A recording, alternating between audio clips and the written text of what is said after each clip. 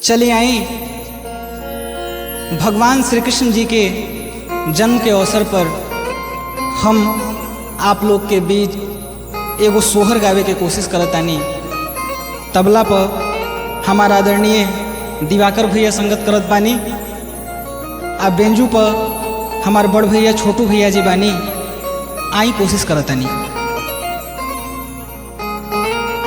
भादो के रतिया भयामना घटा घान घेरेल हो।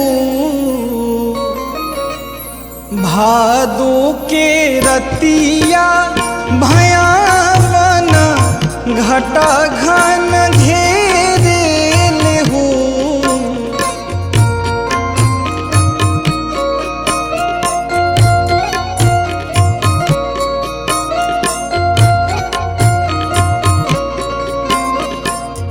भादो के रतिया भयावना घटा घन घेरेल हो। ललना चम चम चमके बिजुरिया डगर नाही सूझेल हो। ललना चम चम चमके बिजुरिया डगर नाही सूझेल हो।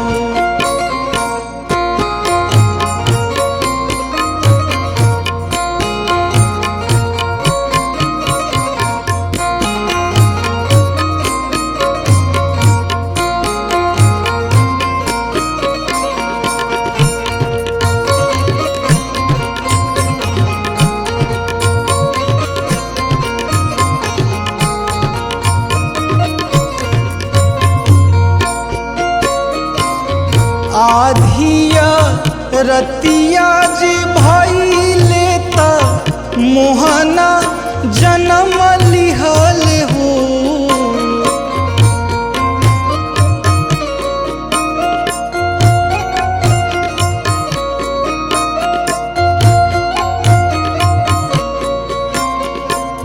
आधिया रतिया जी भाई लेता मोहना जन्म लिहल हो। ललना खुली गईले जेल के फाटकवा पहरदार सूती गईले हो। ललना खुली गईले जेल के फाटकवा पहरदार सूती गईले हो।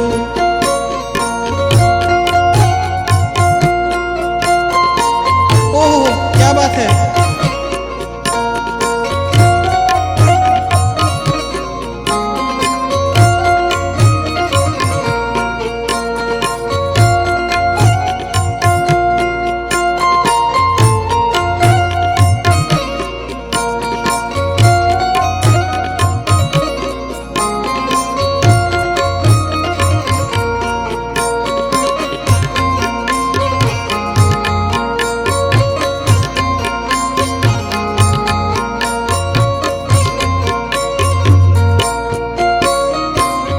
सूप में से गोड़ा लटकैले त यमुना में डाली दिहल हो।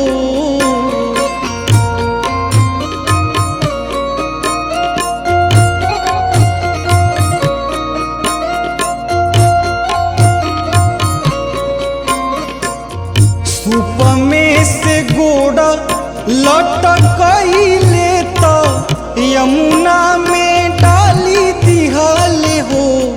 ललना जमुना के जल भैले थोड़े तब वासुदेव पार भैले हो।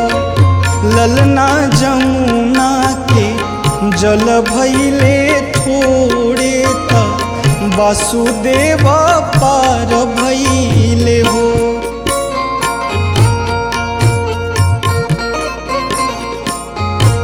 क्या बात है।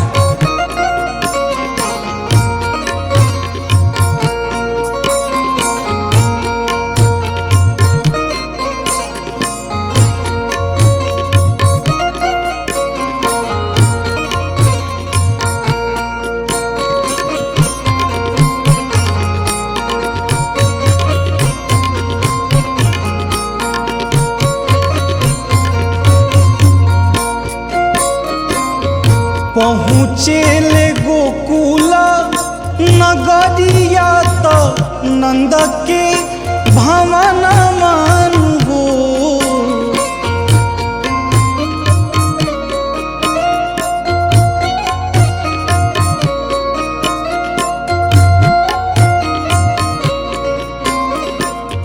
पहुँचेले गोकुल नगरिया तो नंद के भवन मानु हो।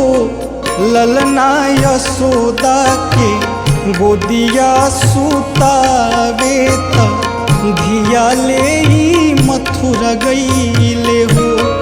ललना यशोदा के गोदिया सुतावे त धिया ले मथुरा गईले हो। भादो के रतिया भयावन घटा घन घोर घेरे हो। भादो के रतिया भयावन घटा घन घेरे लहो। ललना चम चम चमके बिजुरिया डगर नाही सूझे लहो। ललना चम चम चमके बिजुरिया डगर ना